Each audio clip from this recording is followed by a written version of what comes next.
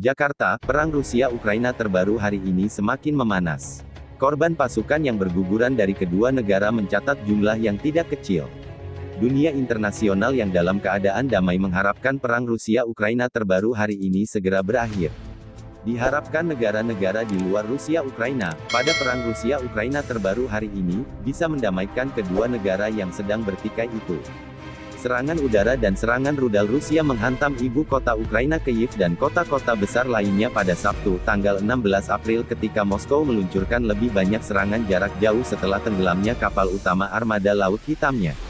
Di pelabuhan Mariupol yang terkepung, tempat pertempuran terberat dalam perang dan bencana kemanusiaan terparah, pasukan Rusia mendesak kemajuan mereka, berharap untuk menebus kegagalan mereka merebut Kyiv dengan merebut hadiah besar pertama mereka dari perang.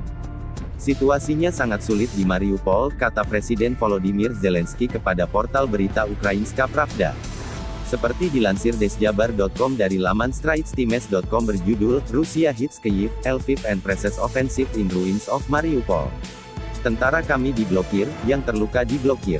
Ada krisis kemanusiaan. Namun, orang-orang itu membela diri. Moskow mengatakan pesawat tempurnya telah menyerang sebuah pabrik perbaikan tank di Kyiv. Sebuah ledakan terdengar dan asap terlihat di distrik Darnitsky Tenggara. Wali kota mengatakan setidaknya satu orang telah meninggal dan petugas medis berjuang untuk menyelamatkan orang lain. Militer Ukraina mengatakan pesawat tempur Rusia yang lepas landas dari Belarusia telah menembakkan rudal ke wilayah Lviv dekat perbatasan Polandia dan 4 rudal jelajah ditembak jatuh oleh pertahanan udara Ukraina. Kota barat sejauh ini relatif tidak terluka dalam konflik dan berfungsi sebagai surga bagi para pengungsi dan lembaga bantuan internasional. Di Mariupol, wartawan Reuters di distrik yang dikuasai Rusia mencapai pabrik baja Ilyiv, salah satu dari 2 pabrik logam tempat para pembela bertahan di terowongan bawah tanah dan bunker. Moskow mengklaim telah menangkapnya pada hari Jumat. Pabrik itu direduksi menjadi reruntuhan baja bengkok dan beton yang dihancurkan, tanpa ada tanda-tanda pembela hadir. Beberapa mayat warga sipil tergeletak berserakan di jalan-jalan terdekat, termasuk seorang wanita dengan jaket merah muda dan sepatu putih. Dalam tanda kehidupan yang langka, satu mobil merah melaju perlahan di jalan yang kosong, kata anak-anak tertulis di kartu yang ditempel di kaca depan. Gubernur Provinsi Kharkiv di timur mengatakan sedikitnya 1 orang tewas dan 18 luka-luka dalam serangan rudal. Di Mykolaiv, sebuah kota yang dekat dengan front selatan, Rusia mengatakan telah menyerang sebuah pabrik perbaikan kendaraan militer. Serangan itu menyusul pengumuman Rusia, Jumat mereka akan mengintensifkan serangan jarak jauh sebagai pembalasan. Pengumuman itu disampaikan beberapa jam setelah negara itu mengkonfirmasi tenggelamnya kapal utama di Laut Hitam, Moskva. Kyiv dan Washington mengatakan, kapal yang tenggelam itu telah menjadi simbol pembangkangan Ukraina, dihantam oleh rudal Ukraina.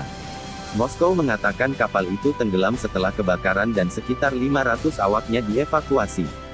1,5 bulan setelah invasi Presiden Vladimir Putin ke Ukraina, Rusia berusaha merebut wilayah di selatan dan timur, setelah menarik diri dari utara menyusul serangan di Kyiv yang berhasil digagalkan di pinggiran ibu kota. Pasukan Rusia yang ditarik keluar dari utara meninggalkan kota-kota yang dipenuhi dengan mayat warga sipil, bukti dari apa yang disebut Presiden AS, Joe Biden minggu ini sebagai genosida, upaya untuk menghapus identitas nasional Ukraina. Rusia membantah menargetkan warga sipil dan mengatakan tujuan operasi militer khusus adalah untuk melucuti senjata tetangganya, mengalahkan nasionalis, dan melindungi separatis di Tenggara.